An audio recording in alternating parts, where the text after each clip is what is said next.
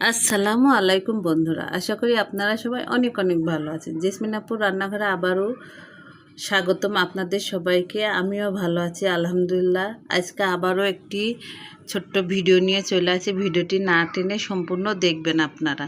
আজকে আমি রান্না করব আমড়া দিয়ে আর ডিম দিয়ে। আজকে আমি এটা রান্না করব। ভিডিওটি সম্পূর্ণ দেখবেন, দেখলে বুঝবেন আমি কিভাবে এই রান্নাটি করছি।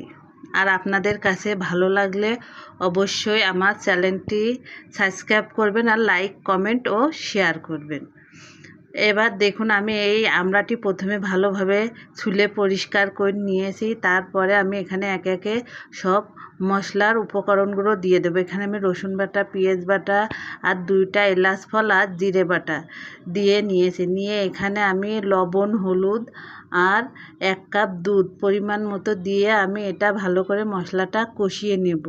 নেওয়ার পরে এখানে আমি আমড়াটা দিয়ে দেব, দিয়ে আবারও ভালোভাবে কষিয়ে নেব। নেওয়ার পরে এটা আমি প্রেসার কুকারে দিয়ে আমি 2 থেকে 3টা বাসি দিয়ে নেব। নিয়ে এখানে আমি 2 চামচ চিনি দেব, একটু স্বাদের জন্য আমি 2টা চামচ চিনি দেব। দিয়ে তারপরে আমি এখানে দিয়ে দেব ডিমগুলো দিয়ে আমি আর কয়েকটা কাঁচামরিচ দেবো। কাঁচামরিচটা দিলে কি হয়, কাঁচামরিচের ফ্লেভারটা অনেক সুন্দর একটা ফ্লেভার আসে, সেই জন্য আমি এখানে 3-4টা কাঁচামরিচও দিয়ে দেবো। দিয়ে আমার রান্নাটা সম্পূর্ণ কমপ্লিট। সবাইকে ধন্যবাদ। আল্লাহ হাফেজ।